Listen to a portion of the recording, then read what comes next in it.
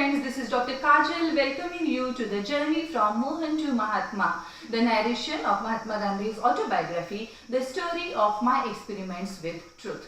South Africa में बसे भारतीयों की अवस्था का वर्णन आगे करते हुए गांधी जी लिखते हैं कि हमारे समाज में कुछ ऐसे क्लासेस है जो हमें बहुत अच्छी सोशल सर्विस देते हैं।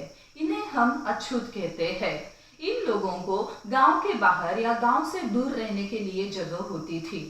गुजराती में इस एरिया को धेड़वाड़ो कहा जाता था।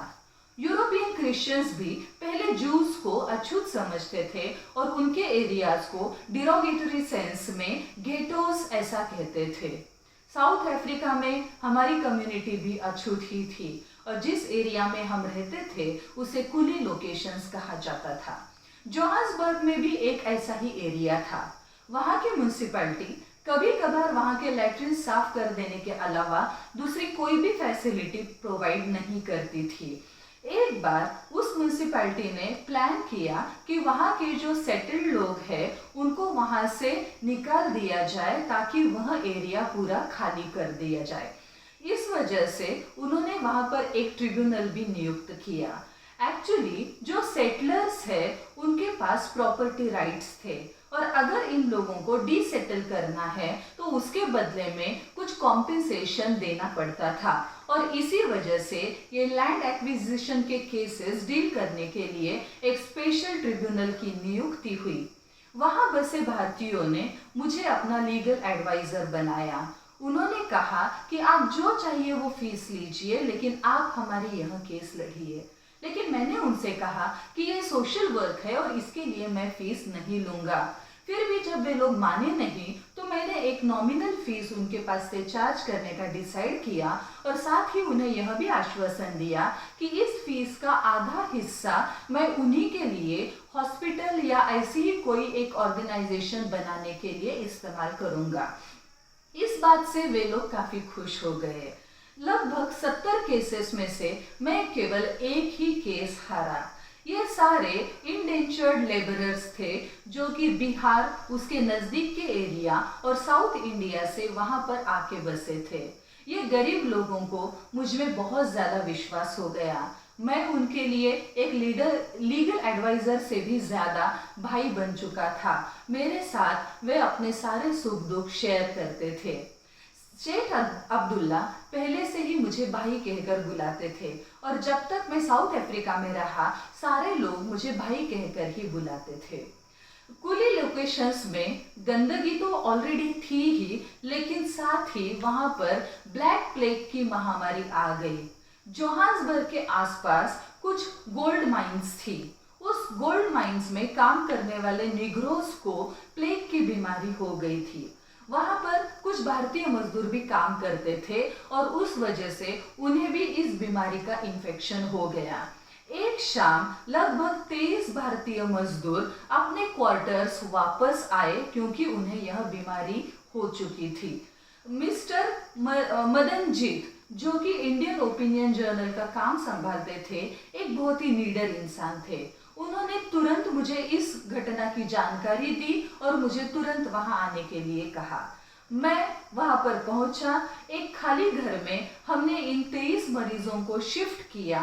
मैं, मदनजीत, डॉक्टर विलियम गॉडफ्रे और हमारे साथ 4 अन्य भारतीय साथी, हम सभी इन मजदूरों की देखभाल कर रहे थे, उन्हें ट्रीटमेंट दे रहे थे। लेकिन दुर्भाग्यवश इसमें से लगभग 20 मरीज शांत हो गए और 2-3 के साथ में हम लोग ट्रीटमेंट आगे चालू रखे और वे बच गए। जब प्लेग की महामारी फैली उस समय मैंने प्रेस को एक बहुत स्ट्रॉन्ग लेटर लिखा।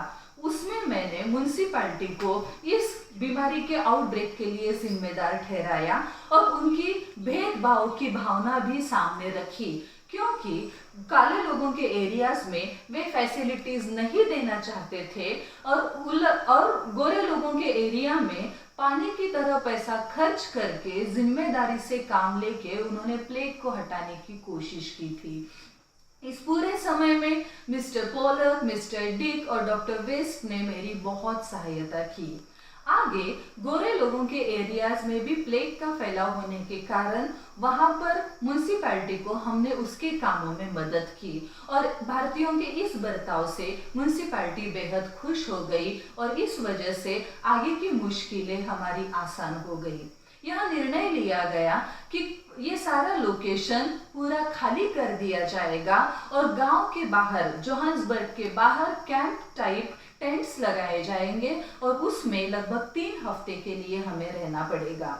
और उसके पहले भी ये एरिया सेफ गार्ड किए गए थे, वहां पर मैं और मेरे साथियों के अलावा किसी को भी जाने की परमिशन नहीं थी।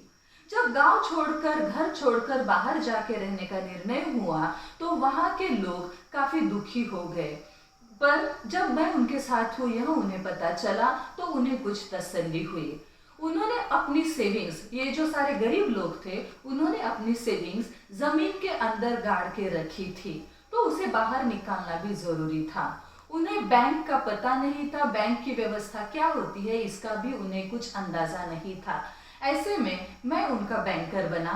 मैंने मेरे बैंक मैनेजर से बात की और उनसे कहा कि ये सारा पैसा हमें बैंक में डिपॉजिट करना है, लेकिन मुझे यह भी डर था कि प्लेग इन्फेक्टेड एरिया से यह पैसा आने के कारण बैंक के जो क्लर्क है वे इस पैसे को स्पर्श भी नहीं करेंगे।